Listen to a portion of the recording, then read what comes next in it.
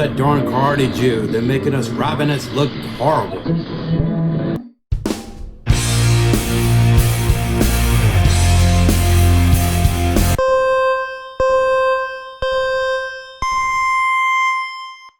If you've enjoyed this program, please click like and subscribe.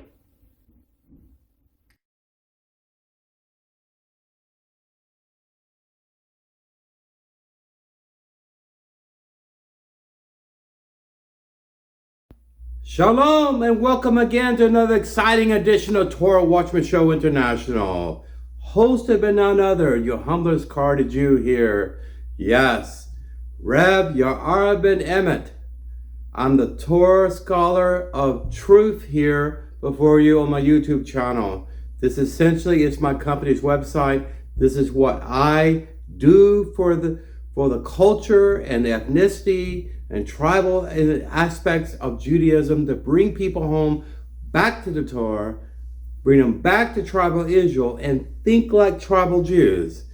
This was a challenge my wife and I had for each other this past Pesach. I think we achieved some elevation over Nefesh Yehudi in that respect. I hope everyone's been well. I've missed you. There's so much trials and tribulation going on in the world today, especially in Israel, with the war mission to eliminate Hamas and Rafah and southern Gaza Strip. All the political nonsense coming out of the United States. I just cannot believe the level of anti-Semitism I see in 50 states of the country that I fought for and defended as a 20-year Gulf War veteran who left me 100% disabled. You cannot see it, but I have $4,000 of very advanced hearing aids. I could not hear a normal conversation without it. I probably could not hear myself too well. Listen, I love you with all my heart. Who is my target audience again? I like to point that out before I make my lecture, and essentially is what I'm doing here in this video. Are my Karaite brothers and sisters all over the world, and we are growing. We are growing leaps and bounds. People are leaving Orthodoxy, literally going to Karaitism, simply because of they discovering, as a yeshiva student, for instance, I've heard real case stories on this, where an individual went to yeshiva and came out, he knew a lot about the Talmud, but not really that much about the Torah. Again, Talmud and Mishnah Torah is an extrapolation of the Torah, which is rabbinical truth, Halakha version 2, which is an addendum and an add-on and subtraction to the Torah, the 5 books of Torah, which is strictly forbidden and considered as an abomination before God. Good segue here. And Parshah Kedoshim, I'm going to give you an aliyah summary here. You can turn to me with me in your Bibles, the book of Vayakra, Leviticus chapter 19, verse 1, and chapter 20, verse 27. Not too long a Parsha, okay? The name of this Parsha is Kedoshim, which means holy ones, and it is found precisely, if you read in Hebrew in your Chumash, in Leviticus chapter 19, verse 2, okay? As a general overview, dozens of commandments are discussed in this week's reading. In other words, a big superset of the 613 mitzvot.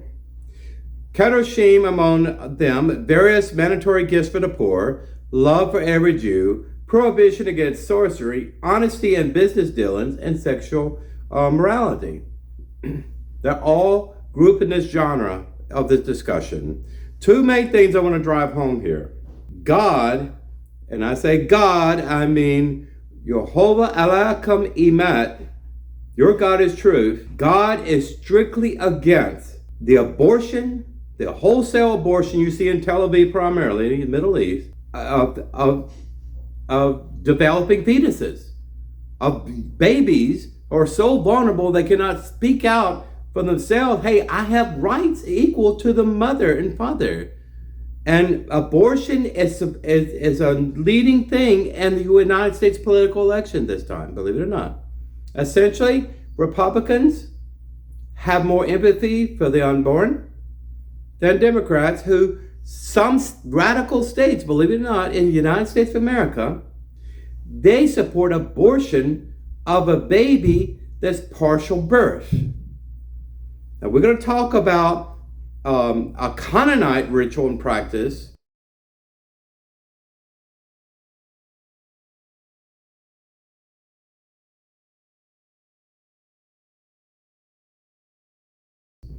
that back then, 3,500 years ago, was considered an abomination.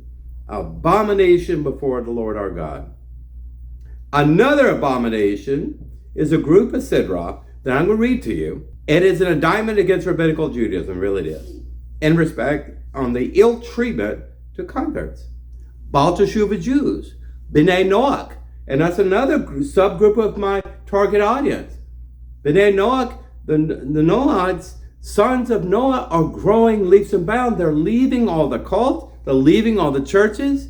They're having a plain, nonsensical reading of the Torah and the truth, the 7 laws of Noahide, codified by Ramban. Yes? And we had some difficulties in our history and as Karaite Jews with Ramban. He said some really bad things, but more or less we agreed with his view on the Torah. And especially the 7 laws of Noahide is a cornerstone of the United States government in the way we view the Constitution and the way we view the Bill of Rights and equality.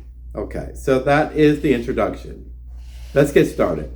The first aliyah, as a summary, Jehovah commanded the Yehudi people to be holy, Kodosh.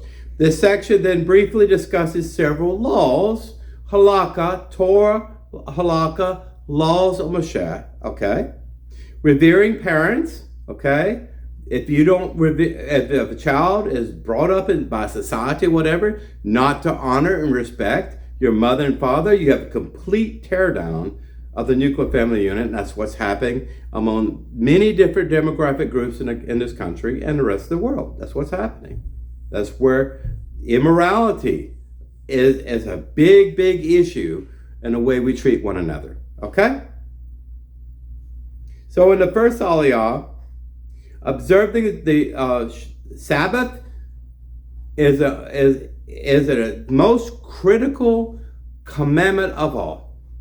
If you don't observe Sabbath, for instance, if you don't say the 7th day of your work week belongs exclusively to the Lord your God, and you getting that relationship back on track, just like a divorced partner, a estranged partner, you bring back that partner and forgive and redemption and everything else.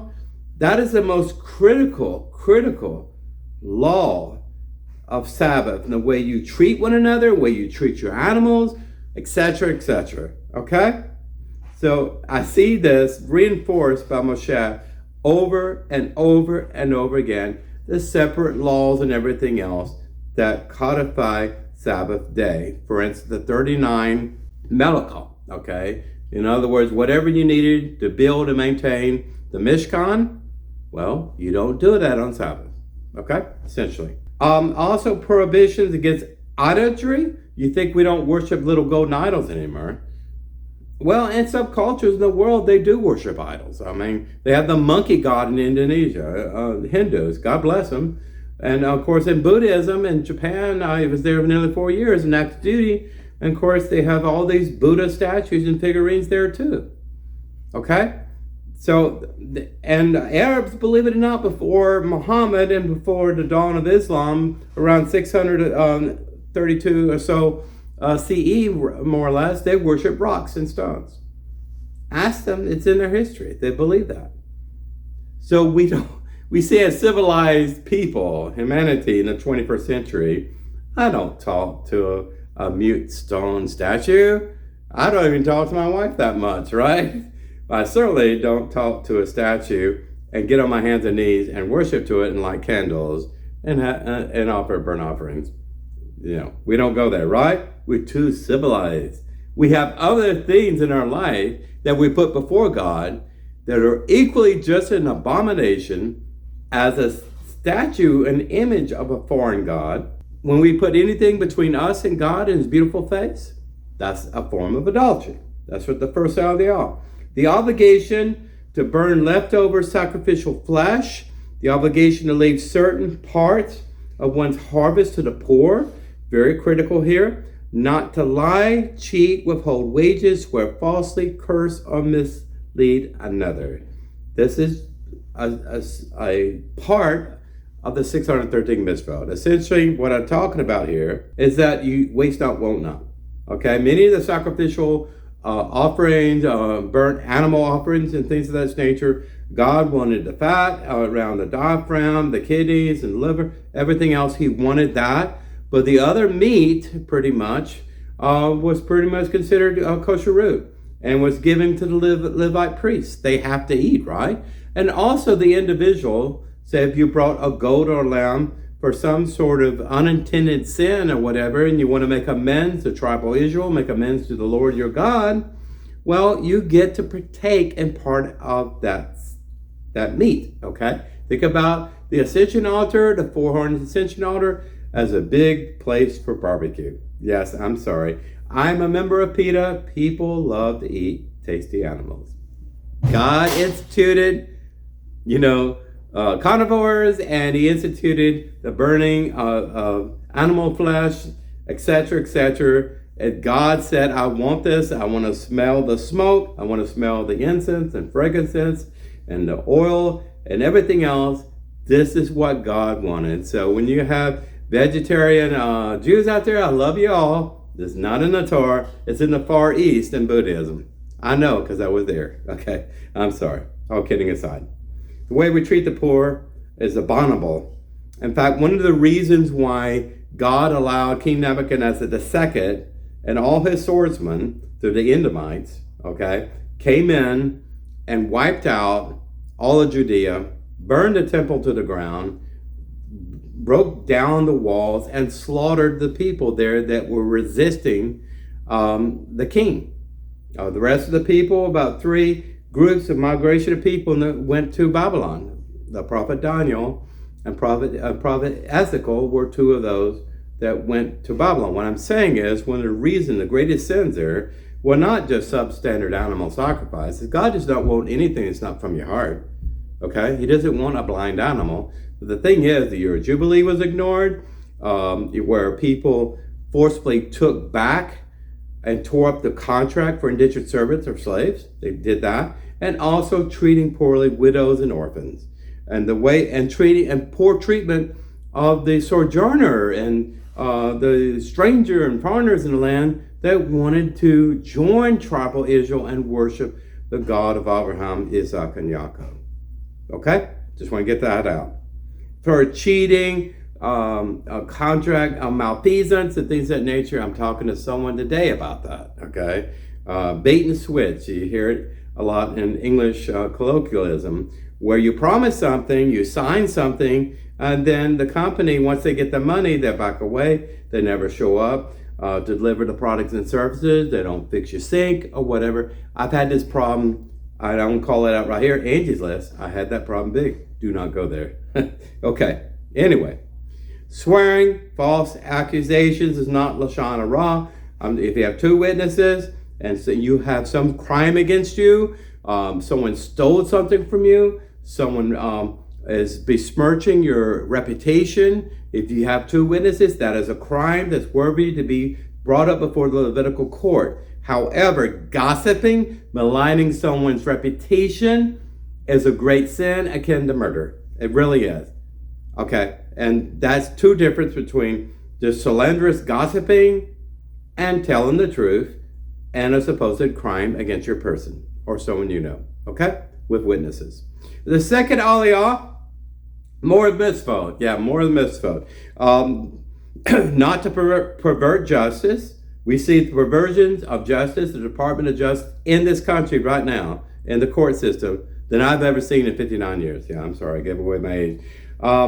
Gossip, again, is discussed here. If you have witnesses in court, you hear about adversarial witnesses. You have a defense attorney has witnesses for them, their side. You have the prosecution has witnesses for them. Well, they have to tell the truth. and the jury members had to pass certain limits tests for the judge to even appoint them for the grand jury pool, whatever. I've been called in jury duty before, okay, for various crimes and things like that, accused of someone. The thing is, you have to tell the truth, and you don't go back and talk about a crime because everyone in our country, at least, is presumed innocent unless proven guilty to be guilty by their peers. Just the way the United States is not the way in a lot of countries, unfortunately.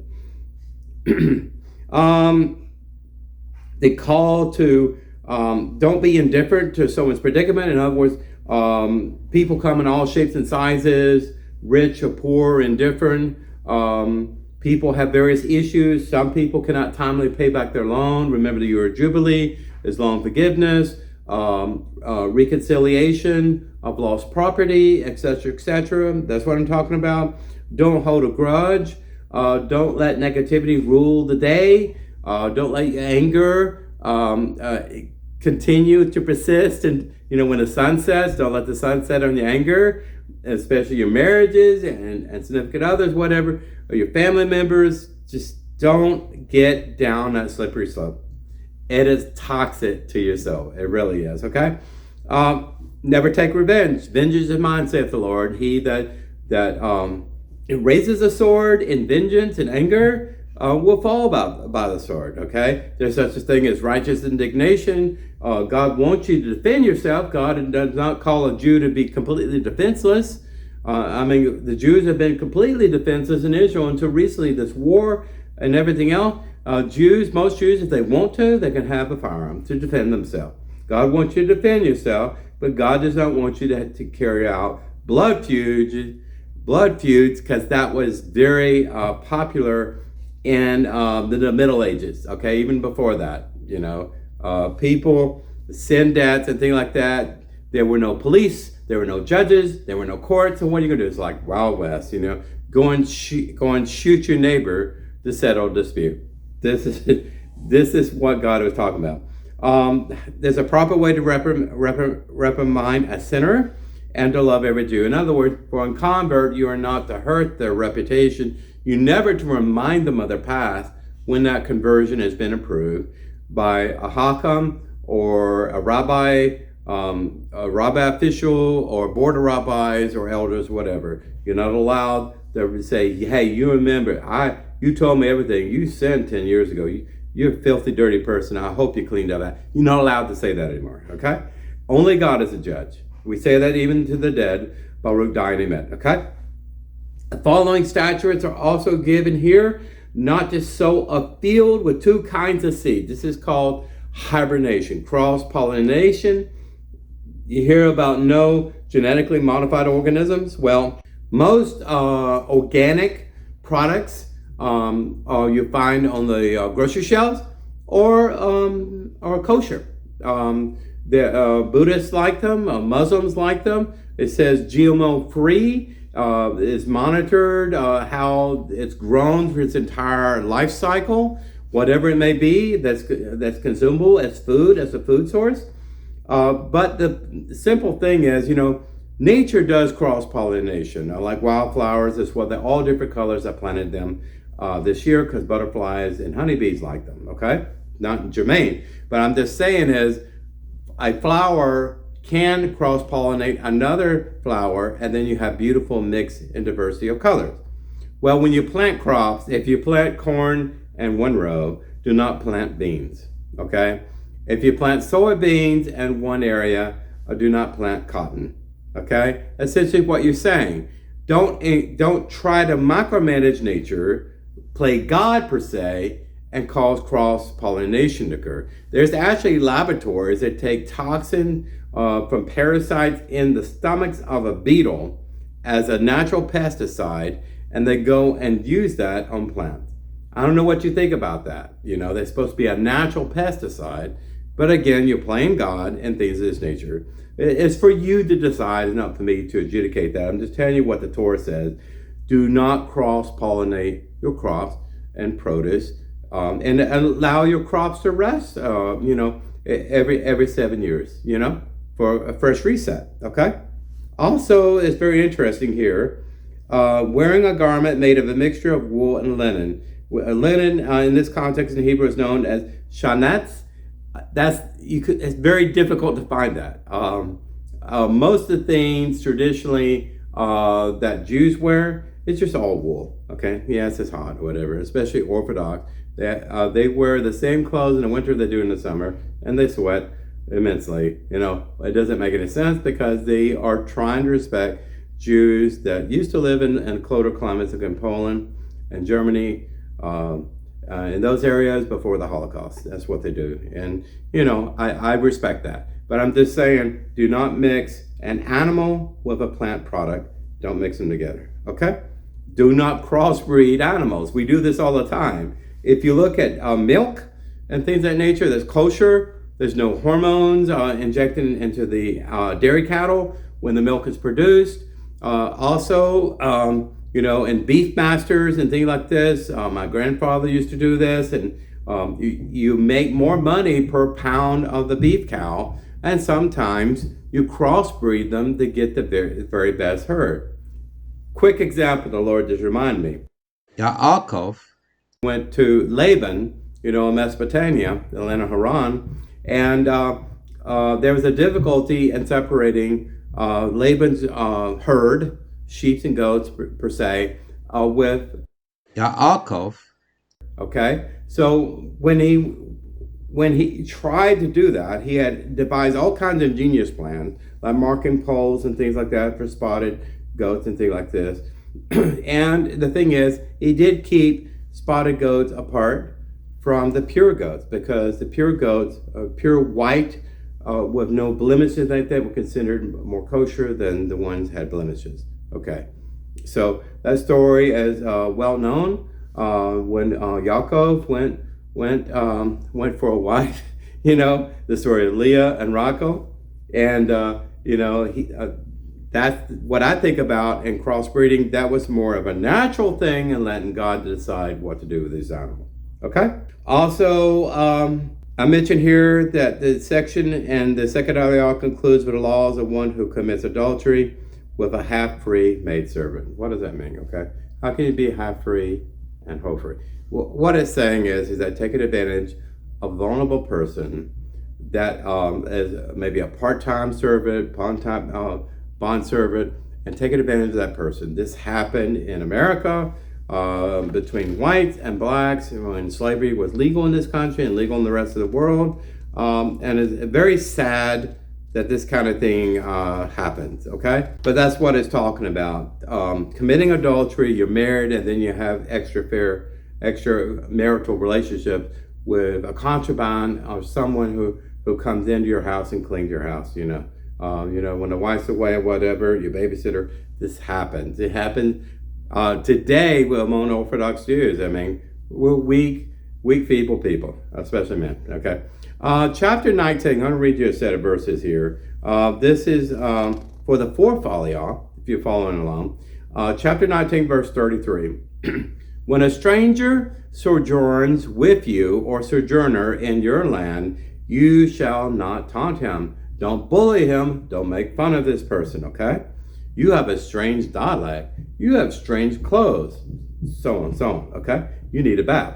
Verse 34, the stranger who sojourns with you shall be as a native from among you. Sojourning, it simply means they do what you do, okay? They keep the Sabbath. They keep the mitzvahs. At least they attempt to.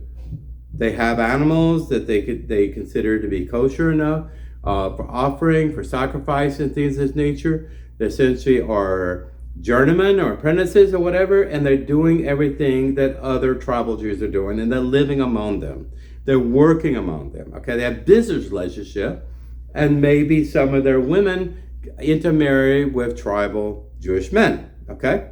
Just use your imagination with that, okay? And why does God say you are not to taunt the sojourner, someone who wants to be a Baltic Jew who wants, or Noahide wants to be Jewish, wants to go through the conversion process like Ruth and Naomi, if you remember that story there? He said, I'm the Lord your God. This is what you do. And there's a 252nd negative commandment. There really is. Did you know? Rabbis and sages codify and break apart positive commandments and negative commandments. But the 252nd negative commandment, I don't know one single Orthodox rabbi that actually keeps that commandment. What I'm saying. If the chief rabbis in Israel don't approve conversion for various reasons, Orthodox rabbis follow along. Now, even if it's wrong and it breaks the Torah, it's an abomination for God, ill treatment of a sojourner, someone who aspires to be Jew, it's immoral, they still do it because some of the sages had very negative comments about Gentiles, referring to them as unclean dogs. That's all I'm going to go. I'm not going down that rabbit hole anymore. But essentially, it's what the Torah is saying here. Okay? Remember, you were once Gentiles, Goim, B'nai Noach, in the land of Egypt that I called you out of. So why are you demeaning and judging someone who's traveling, who's journeying, and life is a journey as being a Jew, right? Especially Baal Teshuva Jew. I'm a Baal Teshuva Jew, okay? That's what it is. Anyway, verse 36, you should not commit a perversion of justice measures. You see every gas station, weights and measures and things like that. Back in the day, 20 years ago, we have mom and pop stores abound where you, especially go to a farmer's market or something like that, and you measure grain and feed. They actually have a weighing scale. Well, it has to be certified by the state or county, whatever, to be correct. Like a gas station, if you buy 6 liters of gasoline, it has to be the correct measurement, or there's heavy fines for that. This is part of justice system of equality, okay? And it's also about contract malfeasance, okay? Verse 36, you shall have true scales, true weights, true ephah, and true hin. I am the Lord your God. I am Jehovah Elohim. This is why I'm saying this. And it says over again. Moses is not saying because Moses, your servant, Moses Avino is saying this. He said, God is saying this. God told me to tell you, I am the Lord your God. You are to do this. And what's interesting here is that we're counting Omer. I think there's the 14th day of Omer, and it's the Torah cycle, at least today when I'm doing this video. Well, how can you count Omer if you don't have an accurate way to measure it? Omer is a measurement of grain, wheat, or something like that to use to make chametz, make bread products, okay? Oatmeal, things like this, okay? Very important. Especially in barter and selling. Sometimes Jews would take advantage of someone who's not knowledgeable, maybe they have problems counting, and they would take advantage of someone. Just shoddy business practices were prevalent 3,500 years ago, and it's probably worse than today when we have modern measurements, computers, and everything else, okay? Verse 37, you shall observe all my statutes and my ordinances and fulfill them. I am Jehovah Elohim. Why? Follow my mitzvah.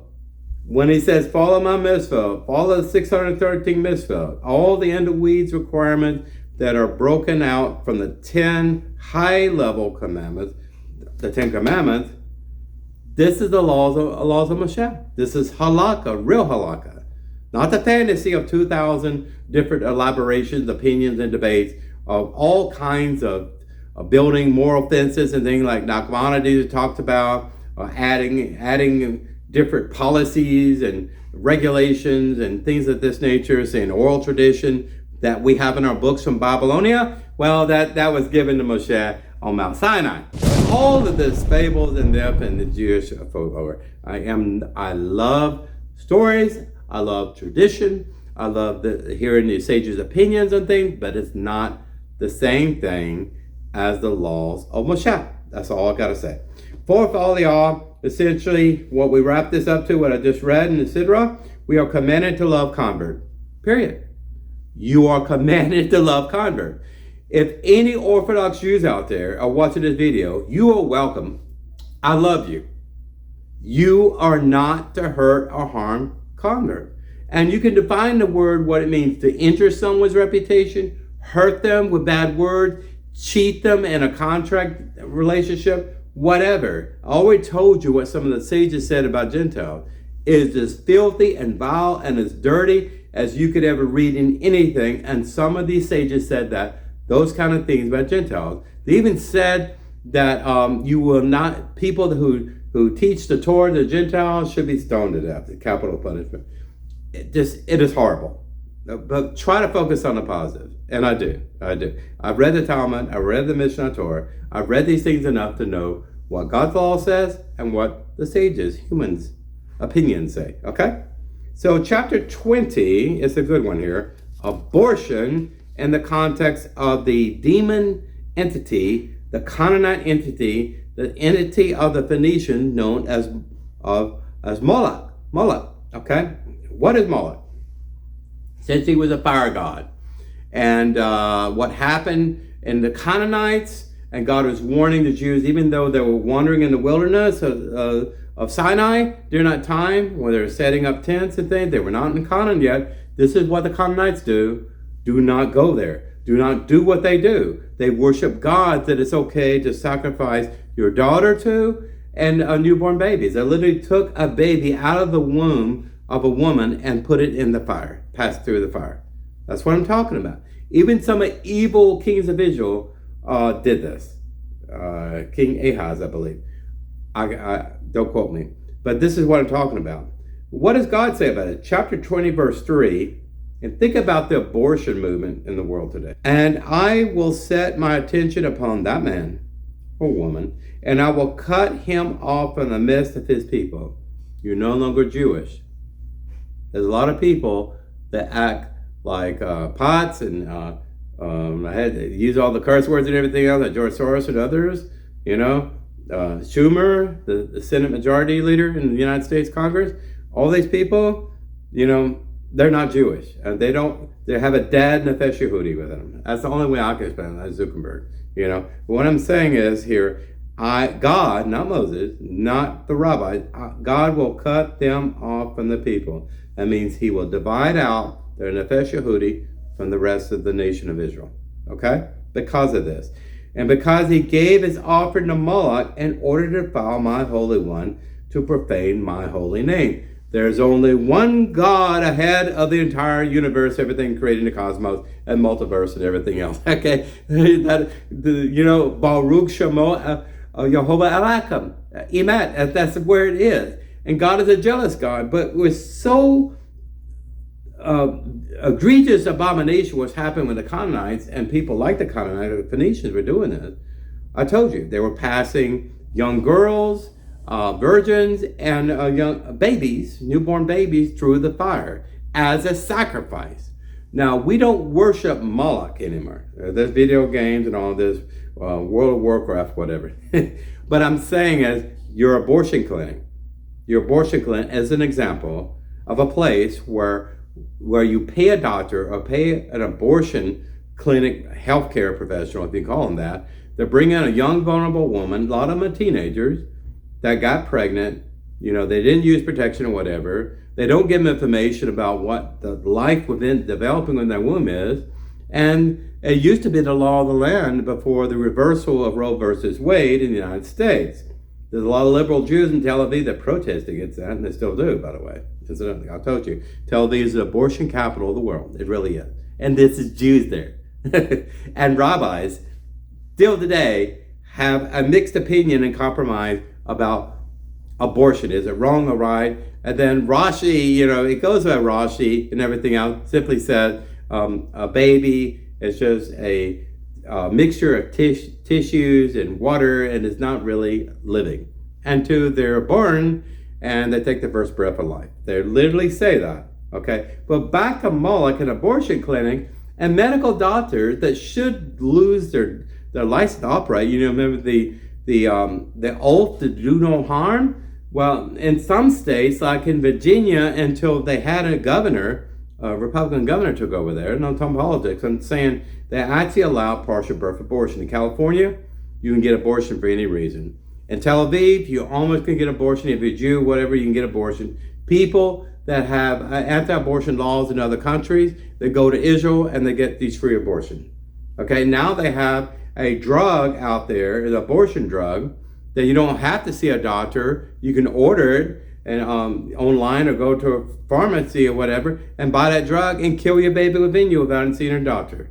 Okay, talking about moral more problems with it. And most women surveyed over a period of time who have aborted multiple babies, they regret it. And a lot of women end up sterile for the rest of their life. What I'm saying is, God will not bless any city, any community, anywhere in the world that encourages women to give up their baby to pass through the flame. When I say, what do you think happens to fetal tissue? It's donated into your COVID vaccine in some cases, like Johnson & Johnson. It's also frozen for fetal stem cells and things of that nature, and the tissue, the rest of it, the baby part, are thrown in the fire and cremated. This is what I'm talking about. This is how we've demonized an image of Elohim codified within a human being. This is what's happened in this country. This is what's happened in Tel Aviv. And a lot of rabbis out there, other than Hasidim, Agadah, they compromise when it comes to abortion because their view of Rashi is not really alive. Hasidim, I read this, and I'll get off this point. I'm sorry, I'm on my soapbox. They said it's candidate Jewish life. Okay, this is how God reviewed it. You remember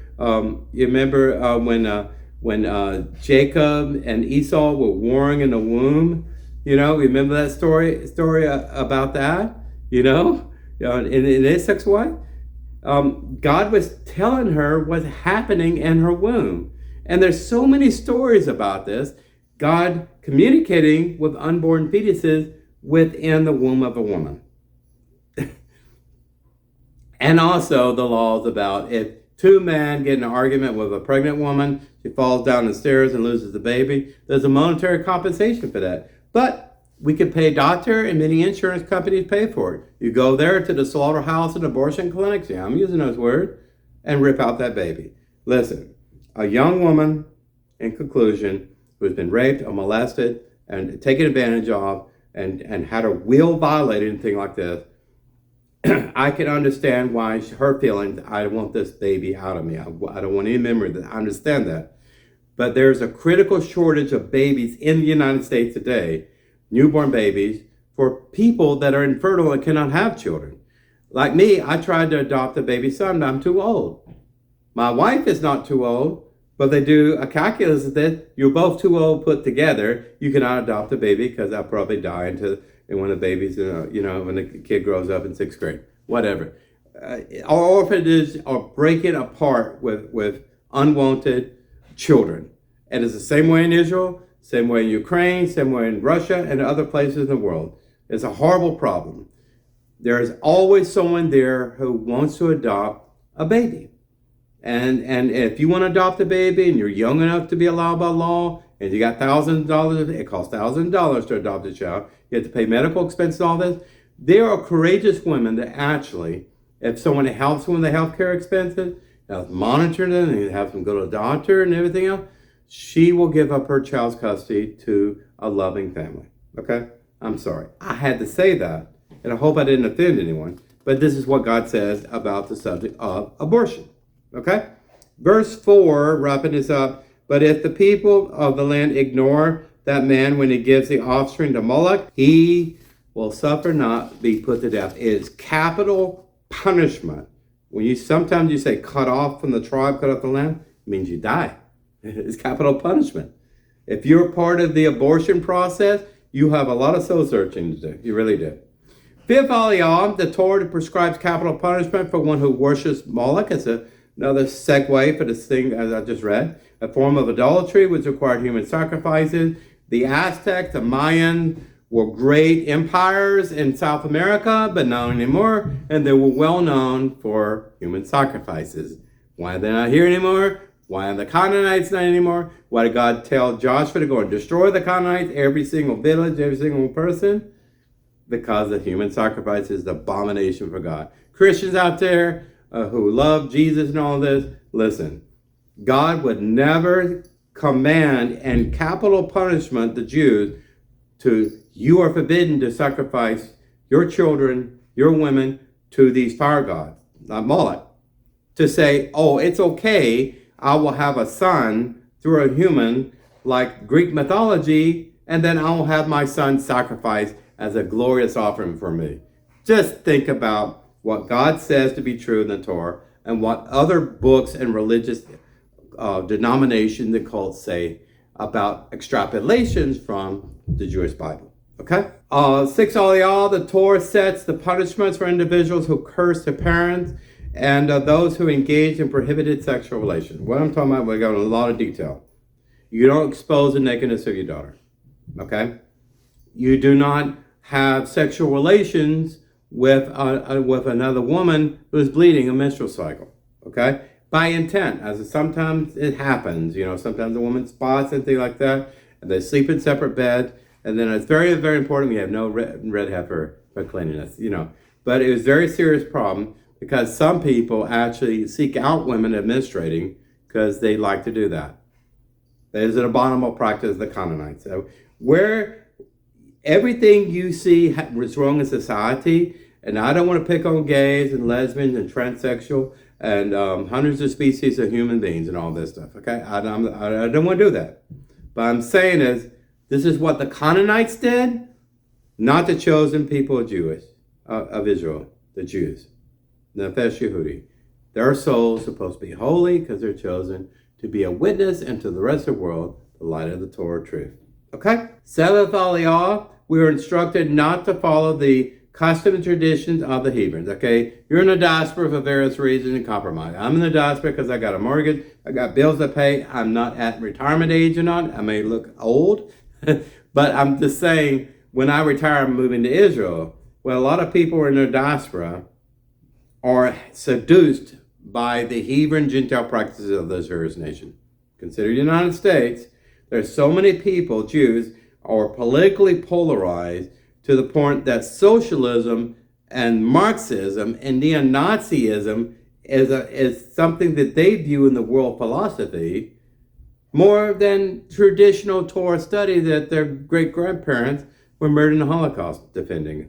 Just think about this, okay? Also, they're meticulous about eating only kosher food. There's clean animals and unclean animals. I don't have the time to get into all that. If a fish has scales, it's more or less kosher. If fish does not have scales, like eel, it's not kosher. It's a problem in caviar, because my wife's an expert on caviar, Russian caviar, whatever, in the Black Sea. There's certain caviar, the fish have scales, some of them have like leather hides and things like that. If you know knowledge is power, it's very simple. You go to a bottle of wine or juice or meat, black kosher meat, you'll see symbols on there to help you. Okay? There's actually books that are different symbols, like in Melbourne, Australia. They have a slightly different kosher root symbol than some place like in, I'd say, Uganda. Or another country like in Japan, the symbol's a little bit different. You have a triangle K, you have a circle U, and other symbols. And there's a book that deciphers all of this. And believe it or not, you have Reform rabbis and conservative rabbis, not just Orthodox rabbis, that have different rules for kosher. It's basically about separation of dairy and meat. Okay, I don't want to get into that. The last verse, rounding out the seventh aliyah, it's Leviticus chapter 20, verse 27. I would be amiss if I didn't mention the importance of this verse and how it applies to the 21st century quickly. What God was trying to address is the critical importance of not being influenced or seduced by the Canaanites by familiar spirits. What I'm talking about is necromancers, conjurers, sorcerers, people that actually spoke with the dead, summoned the dark powers, and all these things. If you remember quickly back during the encounters between Moses and Aaron and Pharaoh, Pharaoh's priests seemed to be able to reproduce in some level of accuracy the miracles that Moshe was able to do. How do they get these powers? Well, there's things in nature we still don't understand. What happens to someone when they die and their soul departs? Are they trapped in limbo between the earthbound plane and heaven? I don't want to go into all the Kabbalah behind this, but I'm saying the adversary is there, and the adversary wants to impersonate literally people that are passed on, people are dead, and confuse us. Well, the Canaanites were very dark and very, very evil people in that they worshiped many gods, and they called upon the adversary almost to rule over them, and that they gave over their debased human natures over to these gods and human sacrifice and things of this nature. So this is what Moses is warning the children of Israel. When you go in Canaan one day and conquer the land, I want you to wipe out the Canaanites at the same time. Do not be seduced by these familiar spirits. And women were very notably to be witches, more or less than men had been warlocks, or etc., etc. But this was a special warning to women. Do not be found with familiar spirit. Do not be trying to duplicate the miracles that Moses was doing among tribal Israel. Don't try to replace God and then take credit for certain miracles that did not come and originate from God. The Haftarah. We end with this Torah Parshah Kedoshim. Haftarah is in Ezekiel chapter 20, verse 2, verse 20. I picked out 2 verses. Verse 19, again, I am Jehovah Elohim. I am your God. I'm the Lord your God. Newsflash. Walk in my statutes and keep my ordinances and fulfill them. Many Karaite Jews pickle me because I have peyot. Why do I have peyot here? Why do I do this? Well, I have ancestral bloodlines from Yemenite Jews. Yemenite Jews had peyos when they first encountered Hasidim long time ago. I'm not sure when they exposed them to the Talmud. These people actually learned the Torah on their own without any assistance of any formal rabbinical training, that kind of thing. When I'm saying they noticed this and they asked them why you're wearing it, pretty soon Hasidim adopted the same practice. It says in the Torah, peyos actually means sideburns, okay? It's in the Torah. You are not to trim the length of your sideburns. In other words, the hair goes down to your jawbone. Actually, I had someone ask me about this. Your hair is supposed to go down to your jawbone, and it implies you have a beard. You're not allowed to have a goatee or cut in your beard and all the other things are just a mustache. You're supposed to, if you can grow a beard, grow it fully. If you can't, shave it off or whatever. But the sideburns, I've seen bald people, like in Yemen, there's a lot of pictures and drawings of this. You have bald men, receded hairline, they have very long, curly peyos. It's also in Ezekiel, and I'll throw the verse up back here of this, where it says, in English at least, do suffer not the length of your peyos or your locks. The locks of your hair, essentially is hair that you are intentionally growing from your temple all the way down. And some people have peyos all the way down here. That's not necessary. That's past your jawline. But I'm saying, I do this for tradition. I don't do it because of halakha. I'm not doing this because I'm supporting an Orthodox rabbi or seminary tractate. Okay, if you want to understand why I have peyot, there's nothing that defines a Jew more than this. And when I go to work, this is what they see. Mine is this. I wear a regular kippah. Anyway, I wear this for the beautiful Karaite Jews from Egypt. I respect your tradition so much. Okay, verse 28. Keep my Sabbath holy, Sabbath Kodesh, so that they will be a sign between me and you. It sounds like a contract. Don't cheat that contract, right? Weights and measures and everything else. How are your soul measured before God in those commandments? That you may know that I am Jehovah Elohim. That's what it comes down to. How does the world know that Jehovah Elohim or your God is true and not other God, and if they don't see it in your life witness? Listen, Reb Yara ben-Emmett signing out with this message. Remember, share the love and knowledge and wealth of truth within the Torah. These videos, I do my best to get that truth out to you. Don't be ashamed. Remember, Reb Yara ben-Emmett is not politically correct. I'm not woke. I shoot from the hip. I am the inconvenient truth before you in the lighthouse on the hill. And as a veteran, I have a loud megaphone, and I will let my voice be heard by anyone who's willing to hear it. Anyway, I love you. Shalom Aleichem. I hope everyone's doing well. Listen, when I get on my hands and knees every morning and say my Shema toward Jerusalem, I think of you. I think of my subscribers. I thank God for my subscribers. I thank God for everyone I know on Facebook. A growing list there, for my 501c3 company, for charitable contribution to my company so I can do more. I'm building a synagogue, and Beseda, Uganda. It's amazing. Bricks and concrete, a solid thing. You hear about the story of the three pigs. He will not blow away. Anyway, all kidding aside, Rabbi Alvin saying goodbye until the next time. Before you say, I miss Rabbi ben-Emmett, I'll be right back. I love you. Take care. והנחילנו השם אלוהינו באהבו וברצון שבס קודשךו והנחילנו השם אלוהינו באהבו וברצון שבס קודשךו והנחילנו השם אלוהינו באהבו וברצון שבס קודשךו והנחילנו השם אלוהינו באהבו וברצון שבס קודשךו וינוחו בו